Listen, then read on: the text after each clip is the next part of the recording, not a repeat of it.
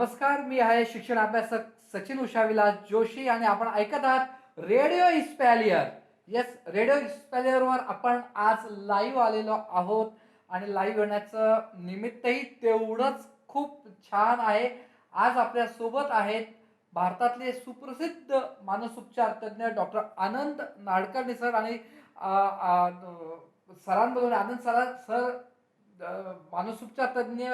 त्यांचं आय-पी-एसचं काम हे तर आहेतच, पण सर्वात जास्त आज मला आनंद झाला तो म्हणजे ते माझे गुरु आहेत. सरांकडून मी खूप शिकलेलो आहे. म्हणजे माझ्या वयाच्या मी जेव्हा व्ही-सीमध्ये आलो, व्ही-सी पासून सरांचे जे विचार माझ्या आयुष्यामध्ये जुळले, त्याच्यामुळे आज मी इथं खरं इथपर्यंत पोहोचलेलो आहोत. तुम्ही जे सगळे विद्यार्थी मला आता ऐकत आहात, तर विद्यार्थ्यांनो, आपल्यासाठी आज खूप चांगला आनंदाचा दिवस आहे की आज सर आपल्याबरोबर लाईव्ह आहेत आणि आज सरांची आपण इंटरव्ह्यू घेणार आहोत. सर्वप्रथम सर, रेडिओ इस्पॅलियरवर तुमचं मनापासून सर स्वागत. आणि हा सगळा जो सगळेजण आता आपण कोरोनामध्ये आहोत आणि आम्ही रेडिओ इस्पॅलियर सुरू केलेला आहे. आमचे जिल्हा परिषदचे विद्यार्थी हा ऐकतात, काही आदिवासी विद्यार्थी ऐकतात, आमच्या खाजगी शाळेतले जवळजवळ 150-200 शाळेतले विद्यार्थी हे सगळं ऐकत आहेत. संपूर्ण महाराष्ट्र याला कनेक्ट झालेला आहे रेडिओ इस्पॅलियरला. आणि सर, तुम्हाला पहिला प्रश्न हाच विचारायचा आहे, तो म्हणजे विद्यार्थी विद्यार्थी म्हटलं की बालपण. आमचं बालपण, तुमचं बालपण आणि आत्ताचे जे विद्यार्थी त्यांचं बालपण याच्यामध्ये एक फरक आहे. सो मला पहिला प्रश्न हाच विचारायचा आहे, तुमचं बालपण कसं होतं आणि कट टू आत्ताच्या बालपणाबरोबर ते तुम्ही कसं कम्पेअर कराल सर आणि काय सांगाल? पहिल्यांदा सचिन, तुझं तुझ्या सहकाऱ्यांचं खूप मनःपूर्वक अभिनंदन. आणि या निमित्तानं या रेडिओवरती बोलायची मला संधी मिळते आहे, तेव्हा सर्व श्रोत्यांनासुद्धा नमस्कार आणि सर्व विद्यार्थी श्रोत्यांना खूप खूप शुभेच्छा. माझं बालपण फार गमतीदार होतं, कारण ते महाराष्ट्राच्या वेगवेगळ्या भागात वेगवेगळ्या भौगोलिक परिस्थितीत आणि शहरीपासून ते निमशहरी ग्रामीण अशा सगळ्या भागांमध्ये गेलं. म्हणजे माझा जन्म खानदेशात झाला, त्याच्यामुळे मी जळगावला होतो. त्यावेळेला जळगाव हे छोटं गाव होतं. त्याच्यानंतर मी मराठवाड्यामध्ये होतो, अंबाजोगाई या छोट्याशा शहरामध्ये. त्याच्यानंतर मी पार्ले टिळक म्हणजे महानगरामधल्या विलेपार्ले, मुंबई महानगरामधल्या विलेपार्ल्याच्या पार्ले टिळक शाळेत होतो. म्हणजे मी सगळं पाहत पाहत फिरलो आणि मग मी ठाण्याच्या बेडेकर शाळेमध्ये होतो. माझ्या 4 शाळा झाल्या सगळ्या मिळून. तर माझा जो प्राथमिक विद्यार्थी असण्याचा काळ होता, जो जळगावला गेला, तो खूप निसर्गाच्या सानिध्यात गेला. आणि त्या निसर्गाचं एक खूप महत्त्वाची गोष्ट मला अशी वाटते की माझ्या काळामध्ये आज जेवढी सर्व विद्यार्थ्यांच्याकडे जेवढी गॅजेट्स आहेत ना, तेवढी माझ्याकडे अजिबात नव्हती. अच्छा. आणि त्यामुळं आम्ही गावाच्या बाहेर राहायचो, निसर्गाच्या सानिध्यात राहायचो आणि त्यामुळे जी गॅजेट्स लागायची ना, ती आम्ही सगळे तयार करायचो. अच्छा. हां, म्हणजे धनुष्यबाण असतील खेळायला, ओके ओके. तर धनुष्यबाण हे गॅजेट आहे, ते आपण तयार करायचो. पिस्तूल लागली तर पिस्तूल तयार करायचो. म्हणजे विकत आणायच्या गोष्टी कमी होत्या अच्छा. आणि स्वतः करून खेळायच्या गोष्टी जास्त होत्या. ओके. त्यामुळे तो एक खूप महत्त्वाचा फरक. निसर्गाच्या सहवासात राहिल्यामुळे मला नेहमी असं वाटतं की आमच्या घरामध्ये प्रत्येक सण पाहुणा यायचा. प्रत्येक ऋतूबरोबर काही ना काहीतरी नातं असायचं. आणि आता सण येतात ते काय बँक हॉलिडे आहे का नाही, हां, असं आपण त्या दिवशी म्हणतो. पण सण पाहुणा येत नाही आपल्या घरी. तर त्या पद्धतीने ते वेगळं होतं. मग माझ्या काळामध्ये पुस्तकच होती फक्त. आज सगळ्या मुलांच्या समोर इतके सगळे ऑडिओ व्हिज्युअल ऑप्शन्स आहेत, ते सगळे जे पर्याय आहेत ते माझ्या वेळेला नव्हतेच. दुसरी गोष्ट की आजच्यापेक्षा त्या काळामध्ये घोकमपट्टीवरती खूप जास्त भर होता. अच्छा. हां. ओके. आणि समजून सांगणारे पण शिक्षक होते, पण घोकमपट्टीवरती भर खूप होता. पण त्या काळामध्ये ना स्पर्धा आजच्या इतकी जास्त नव्हती. त्यामुळे ना शिकण्यासाठी एका अर्थानं चांगलं वातावरण होतं. कारण कसं असतं, स्पर्धा झाली की मार्क आले, नंबर्स आले, मग त्या सगळ्याच्यामुळे कधी-कधी शिकण्यातली मजाच जाते. तर मला असं वाटतं की शिकण्यामधली मजा माझ्या काळामध्ये होती. आणि अर्थातच फार प्रेमळ शिक्षक असण्याची पद्धत त्या काळी नव्हती. हां, तेच म्हणणार होतो. चढी लागे चमचम. हां, असे होते. पण मी लहान असताना सुद्धा म्हणजे हा गेल्या शतकामधल्या 50 ते 60 1950 1960 हा जो सगळा भाग आहे, तर त्या त्यावेळी सुद्धा मॉन्टेसरी शिक्षणातले प्रयोग हे सगळे आले होते. त्यामुळं अगदीच काही वाईट स्थिती नव्हती. पण पण मारलं शिक्षकांनी मुलांना तर ते रुटीनमध्ये बघितलं जायचं. आणि आजकालच्या काळामध्ये भांडायला येतील. पालक पालक भांडायला येतात. तर जर मी पालकांकडे तक्रार केली असती तर माझ्या पालकांनी वरती मला मारलं असतं. की तू शिक्षकाची तक्रार कशी करतोस, असं वातावरण होतं. मुद्दा त्यातलं काय आहे की गॅजेट्स नव्हती घरामध्ये. रेडिओ सोडला तर दुसरं करमणुकीचं साधन नव्हतं. आणि म्हणजे दृक संवेदना खूप कमी होत्या. म्हणजे मला आता आपण जर असं बघितलं ना की शहरी मुलगा आहे समजा आजचा, आणि 4 व्हीलर ही जर आपण एक संवेदना मानली तर त्याची बघ आज संख्या खूप आहे 4 व्हीलर्सची. अगदी तू 1 वर्षाचा मुलगी तर संख्या खूप आहे 4 व्हीलर्सची, व्हरायटी खूप आहे 4 व्हीलर्सची. तर 4 व्हीलर ही जर एक स्टिम्युलस तो मानला तर त्याची संख्या माझ्या काळी मर्यादित. म्हणजे आमच्या काळी काय होतं सांगतो तुला, ॲम्बॅसिडर, फियाट, नंतर एक स्टँडर्ड नावाची गाडी होती, हां, त्याच्यानंतर जीप, त्याच्यानंतर ट्रक आणि त्याच्यानंतर बस 6 मध्ये सगळं संपायचं. हां, बरं बस किती यायची, तर आम्ही जिथे राहायचो तिथे एक सकाळी बस यायची, एक संध्याकाळी यायची. म्हणजे संख्या किती त्या स्टिम्युलसची 2. त्याच्या मागे पळायचं पण. हां, नाही ती थांबायची, शेवटचा हे होता, थांबायची. आणि त्या काळात आपल्या स्टेट ट्रान्सपोर्टच्या बसेस होत्या, त्या लाल आणि निळ्या अशा 2 होत्या बरं का, खूप पूर्वी. तर त्यांना आम्ही फॉर सम रिझन चहाची बस आणि दुधाची बस म्हणायचो. आणि आज कुठली येणार? हां, ज्या चहाची बस येते कारण ती लांबून येताना दिसायची. छोट्या छोट्या गोष्टींमधले आनंद खूप होते. आणि हे जे आनंद आजच्या मुलांना खूप मोठ्या प्रमाणात ना विकत घेऊन काहीतरी मिळवणं, हा आनंद कमी होता. स्वतःहून आनंद तयार करायचा, छोटा आनंद तयार करायचा, हा भाग त्या काळामध्ये नक्की जास्त होता. वाचायचं खूप आम्ही, कारण टेलिव्हिजन नव्हता, स्क्रीन नव्हता, त्यामुळे अर्थातच वाचन खूप व्हायचं. तेव्हा त्या अर्थानं संवेदना आजच्या मुलांपेक्षा कमी होत्या. पण वाचनाची सवय लागणं हा भाग त्यावेळेला जास्त होता. तर मला असं नेहमीच वाटतं की आपण हे चांगलं का ते वाईट अशी तुलना करूच नये बालपणाची. पण त्यावेळेला काय होतं आणि आज काय आहे हे बघावं. आणि त्या प्रत्येक परिस्थितीमधून आपण आपल्या विकासासाठी काय चांगलं घेऊ शकतो आणि आपल्याला मागे काय खेचतं ते आपण बघावं. म्हणजे फॉर एक्झाम्पल की आज आपण प्रत्येक गोष्टीचं महत्त्व पैशामध्ये मोजतोय, तर हे नव्हतं माझ्या काळी.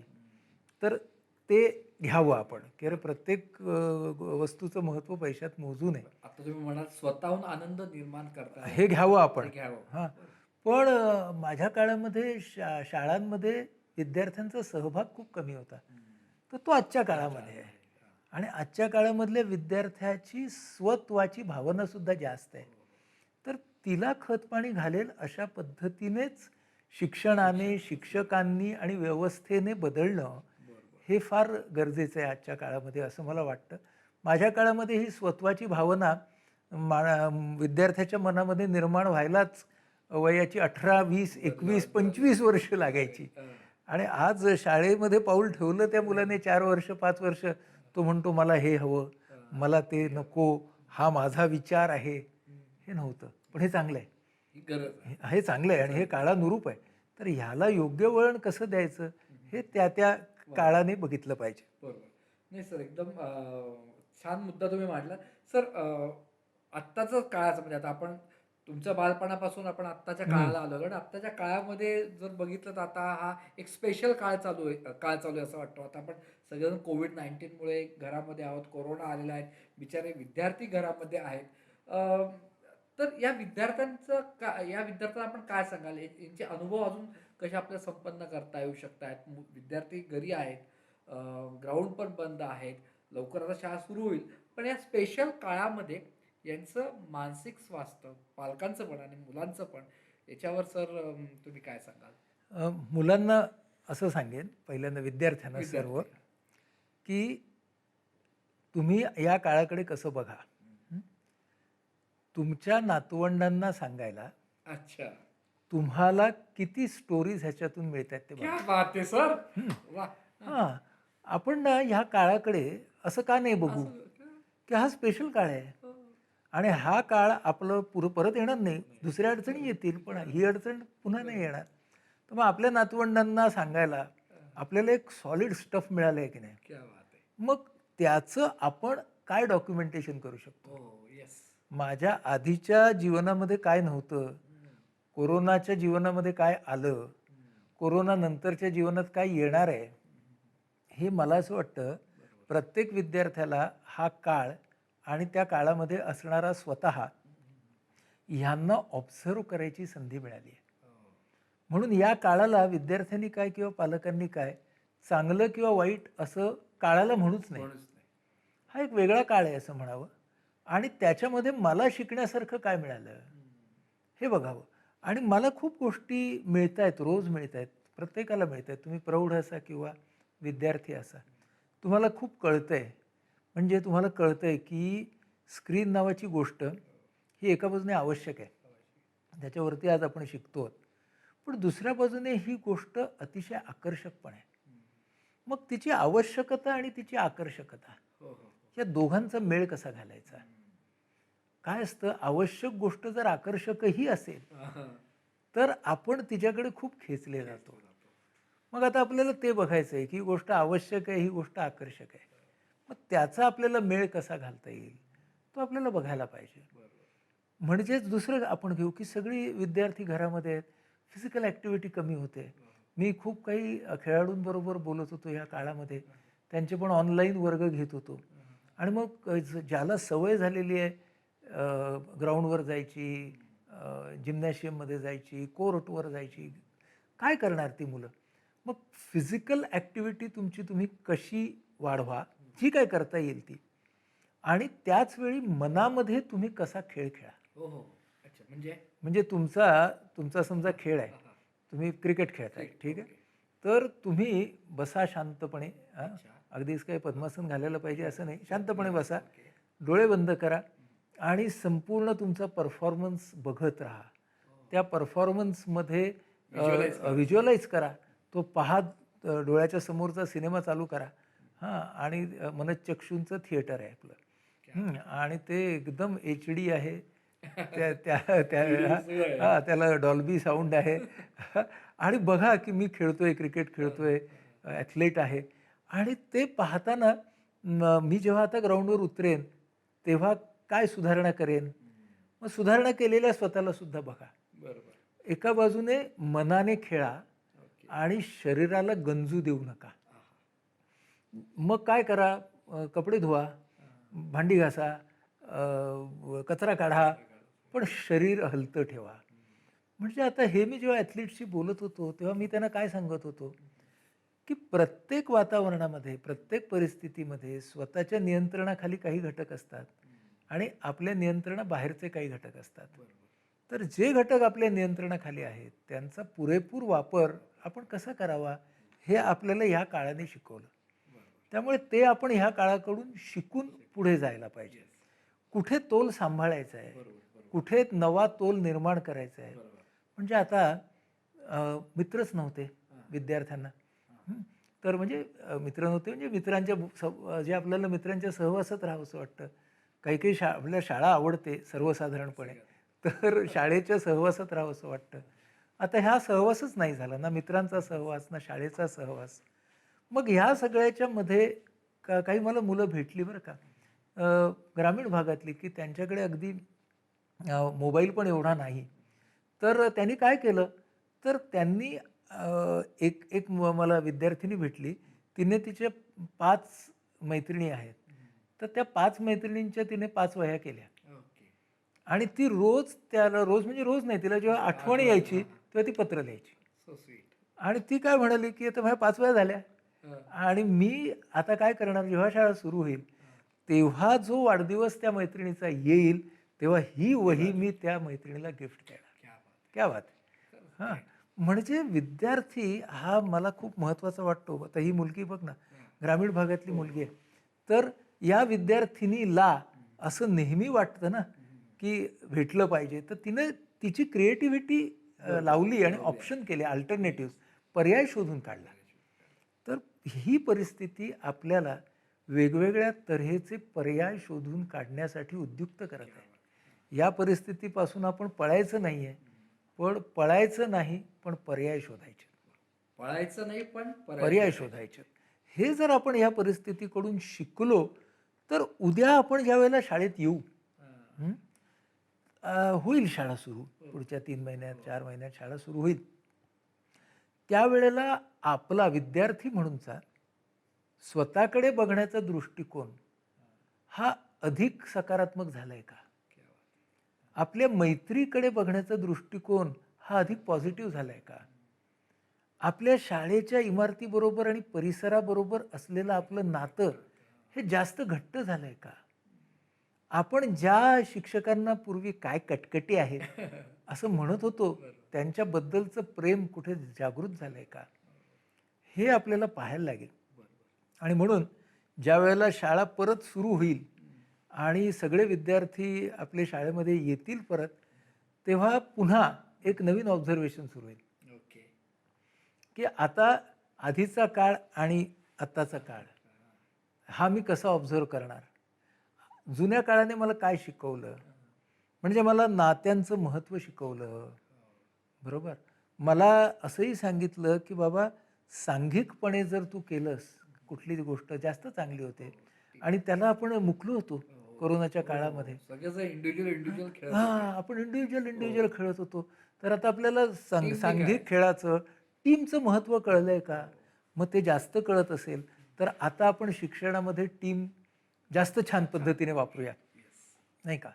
मग आता समजा आपल्याला टेक्नॉलॉजी छान वापरता यायला लागली आता, तर मग त्या टेक्नॉलॉजीचा वापर मी माझं ज्ञान वाढवण्यासाठी कसं करेन, हे सगळे ऑब्झर्वेशन्स घेऊन किंवा हा अप्रोच घेऊन जर विद्यार्थी पुन्हा या पोस्ट कोविड काळामध्ये शाळेत आला तर त्याचं स्वतःशी, शाळेशी आणि मुख्य म्हणजे शिक्षणाशी असलेलं नातं हे अधिक चांगल्यासाठी बदलेल असं मला वाटतं. विद्यार्थ्यांना खूपच महत्वाची सरांनी टिप दिलेली आहे. मनामध्ये तुम्ही बघा, व्हिज्युअलायझेशन टेक्निक जी आहे की आपण आपल्या डोळे बंद करून आपण मनामध्ये खेळा, किंवा आपल्याला उत्तम समजा भाषण द्यायचं आहे तर मी भाषण उत्तम कसं दिले मनामध्ये तुम्ही बघा, असं सरांचं म्हणणं होतं. आणि कंप्लेंटपेक्षा पर्याय काय आहेत ते शोधले पाहिजे. सर असं म्हणजे सर मला आपली प्रार्थना आठवली सर, ती आपण हे निसर्ग आहे देवा, ज्या परिस्थितीला मी बदलू शकत नाही. छान आहे ती प्रार्थना. ती प्रार्थना अशी आहे की ती आपण म्हणजे आपण आपल्या मुक्तांगणमध्ये म्हणतो, जे टाळणे अशक्य दे शक्ती ते सहाया, जे शक्य साध्य आहे निर्धार दे कराया, मज काय शक्य आहे आहे अशक्य काय, माझे मला कळाया दे बुद्धी देवराया. अशी ती कविता आहे. तर मला काय वाटतं की आपल्याला आता समारोप करायचाच आहे आपल्या कार्यक्रमाचा. तर ही जी प्रार्थना आहे ना, ती जरा आपण मी आपल्या सगळ्या विद्यार्थ्यांसाठी सुरात म्हणतो. चालेल चालेल. म्हणजे मग ती सर्वांच्या हातात आहे. छोटासा फक्त एक छोटा त्याच्या आधी प्रश्न होता मी हे घेतो की स्क्रीन टाइम वाढलेला आहे, सगळं हे आहे, बऱ्याचशा आईंचा पालकांचा तो एक असतो. सर शाळेत स्कूल मध्ये आल्यानंतर अशी 2-4 काय गोष्टी विद्यार्थ्यांकडे आम्ही करून घेतल्या पाहिजे असं तुम्ही आम्हाला फक्त सांगा. मला तर तू जे म्हणालास मगाशी आपण गप्पा मारतो ते मला पूर्ण पटलेलं आहे. आल्या आल्या अजिबात अभ्यासाच्या दावणीला लावू नका. हां, पण शिक्षण सुरू करा. हां, त्यामुळे अभ्यासाची दावणी नाही वाटता कामा. आल्यावरती ना सगळ्यांना एक ओपन डे द्या, त्यांना हुंदडू दे, त्यांना त्यांचे वर्ग मध्ये राहू दे. म्हणजे मी तर असं म्हणेन की जेव्हा कधी शक्य होईल ना शाळा सुरू झाल्यावरती सगळ्या विद्यार्थ्यांनी एक एक रात्र शाळेत येऊन राहा. आम्ही राहतो सर, नाईट स्कूल. हां, तर राहाच तुम्ही नाईट स्कूलमध्ये, ते पहिलं करा. मला असं वाटतं ना, शाळेमध्ये परत येणं साजरं झाल्याशिवाय शिक्षण परत सुरू होणार नाही. त्यामुळे तुमचं परत येणं तुम्ही साजरं करा असं मला वाटतं. आणि ते केलंत ना, शिक्षण चालू आहे. आणि मग या सगळ्यामध्ये आपल्या सगळ्यांच्या मधली जी नाती आहेत की विरहानंतर नातं परत घट्ट होतं म्हणतात. तर विरहानंतरचं नातं खरंच नातं घट्ट खरं होतं. घट्ट होतं. तर ते करण्याचा आपण जास्तीत जास्त प्रयत्न या काळामध्ये आता येणाऱ्या काळामध्ये करूया. नक्की नक्की. खूप छान. आता आपण एक सुंदर म्हणजे doctor Anand Nadkarni is equal to a विचार आणि तो विचारच आपल्याला जगवत असतो. म्हणजे मी आज 25 वर्षात जे काय उभं केलं ते फक्त सरांचे पुस्तकं आणि सरांची व्याख्यानं आणि त्या विचाराने मला पुढे केलं. त्याच्यातली फार सुंदर सरांची एक प्रार्थना आहे. ती प्रार्थना म्हणजे मी बऱ्याच विद्यार्थ्यांना सांगतो की देवाकडे कुठली प्रार्थना म्हणायची असते ती प्रार्थना आज सरांच्याच आवाजात आपण ती ऐकूया आणि समारोप करूया. सर. जे टाळणे अशक्य दे शक्ती ते सहाया, जे शक्य साध्य आहे निर्धार दे कराया. मज काय शक्य आहे अशक्य काय, माझे मला कळाया, दे बुद्धी देवराया. माझे मला कळाया, दे बुद्धी देवराया. वा, अप्रतिम सर, धन्यवाद. विद्यार्थ्यांनो, कुठली परिस्थिती आपण बदलू शकतो, कुठली बदलू शकत नाही, ती निसर्गाकडे त्या देवाकडे आपण प्रार्थना करूया. आणि तुम्हा सर्वांना शुभेच्छा. सर, तुम्ही इस्पॅलियर हेरिटेज स्कूलला आलात आणि आमच्या रेडिओ इस्पॅलियरवर तुम्ही लाईव्ह मुलाखत दिली त्याबद्दल तुमचं मनापासून सर धन्यवाद. थँक्यू. स्टोरी बुक्स और इंफॉर्मेशन, खेल कूद का सेटिस्फैक्शन, यारी दोस्ती स्वीट रिलेशन, लाइफ स्किल का exhibition. Listen my dear, radio Spalier. Listen my dear, radio Spalier. Radio Spalier, radio Spalier. Radio Spalier. Be the change maker.